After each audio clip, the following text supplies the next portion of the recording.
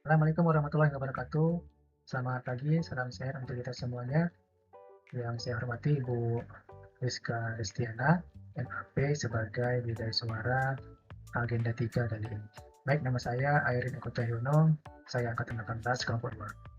Kali ini saya akan mengangkat satu topik di dalam aspek manajemen ASN, yaitu pangkat dan jabatan. Nah, nantinya diharapkan para penonton bisa memahami makna daripada pangkat dan jabatan tersebut. Baik, kita langsung saja ke definisinya. Apa sih pangkat dan jabatan itu? Pangkat adalah kedudukan ASN yang menunjukkan golongan dan ruang.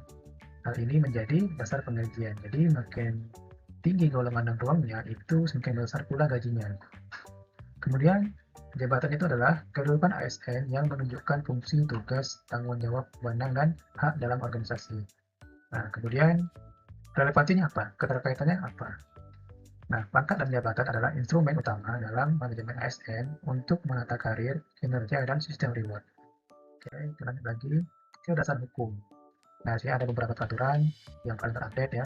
Di antaranya adalah Undang-Undang Nomor 20 Tahun 2023 tentang Aparatur Sipil Negara. Di mana undang-undang ini itu memberikan legitimasi bahwa ASN punya sistem pangkat dan jabatan.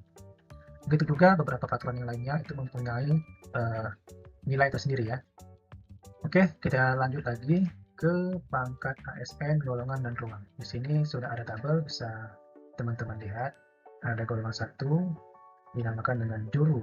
Golongan ini dinamakan dengan juru. Kalau golongan 2 itu dinamakan dengan pengatur. Nah, ini golongannya ya. Kalau ruangnya itu dimulai dari A sampai D. Nah, dari A sampai D ini nantinya gaji para ASN itu juga berbeda-beda. Nah, ini bisa dilihat di sini golongan 4, ruang 4E itu adalah pangkat tertinggi ASN. Dengan nama pangkatnya adalah pembina utama.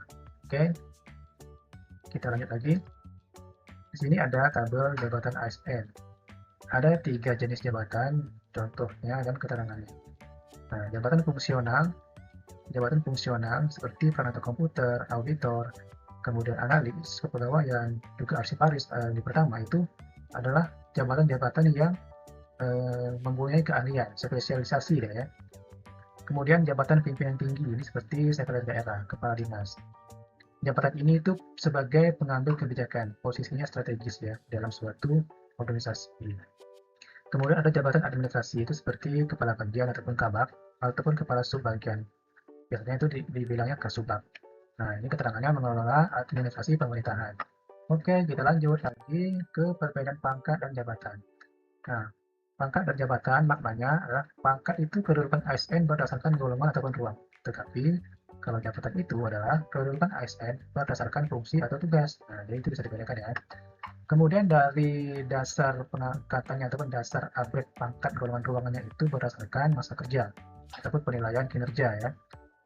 Kalau jabatan, dasar pengangkatannya ataupun upgrade-nya adalah kompetensi, angka kredit, seleksi. Nah, dampaknya apa sih dengan seorang tersebut? Nah, semakin naik pangkat dan golongan ruangnya itu menentukan gaji pokok dan tunjangannya. Sedangkan perbedaannya dengan naik jabatan itu menentukan tugas, wewenang, dan tanggung jawabnya.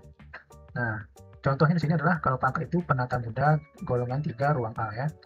Nah, jadi kalau jabatan itu contohnya perangkat komputer alih pertama, arsiparis alih pertama, auditor alih pertama, ya itu sama semua. Oke, kita lanjut. Contoh kasus nyatanya, seorang ASN dengan pangkat 3A penata muda bisa naik ke 3B penata muda tingkat 1 karena masa kerja. Tapi kalau dari sisi jabatannya, mau naik jabatan dari penata komputer alih pertama ke alih muda, itu ia harus memenuhi angka kredit, karya nyata, dan lulus uji kompetensi. Sebagai penutup, kesimpulannya adalah pangkat dan jabatan adalah dua sisi karir ASN. Satu menentukan hak keuangannya, satu menentukan peran dan tanggung jawabnya. Oke, yang kedua, ASN harus berkomitmen tidak hanya mengejar kenaikan pangkat, tetapi juga meningkatkan jabatan melalui kompetensi, integritas, dan karya nyata. Nah, dengan memahami ini, ASN dapat merencanakan karir secara lebih terarah dan profesional. Jadi, seorang ASN kalau dia mau meningkat karirnya, maka dia harus memperhatikan hal-hal yang sudah kita sama-sama saksikan tadi. Oke, baiklah, mungkin itu saja yang dapat saya sampaikan. Saya akhiri dengan ucapan Assalamualaikum warahmatullahi wabarakatuh.